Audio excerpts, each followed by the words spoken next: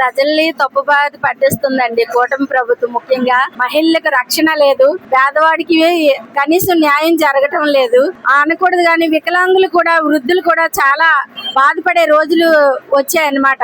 ఒకప్పుడు బీహార్ లోని ఎటువంటి పాలన విన్నామో మేమైతే చూడలేదు మా వయసులో, అలాంటిది ఆంధ్రప్రదేశ్ లోనే చూస్తున్నాం అన్నమాట. చాలా దారుణంగా ఉన్నాయి ఈ పరిస్థితులు. అయితే మళ్ళీ జగన్ గారు వచ్చాకే మళ్ళీ రామరాజ్యం వస్తుందని మేము ఆశిస్తూ ఆయన కోసం ఎదురు చూస్తున్నాం. సారి బంపర్ మెజారిటీ జగన్ గారు ఏమో 175 మెజారిటీతో వస్తారని మేము కోరుకుంటున్నాం అండి. అభివృద్ధి ఏం లేదు, అభివృద్ధి ఏమి లేదు.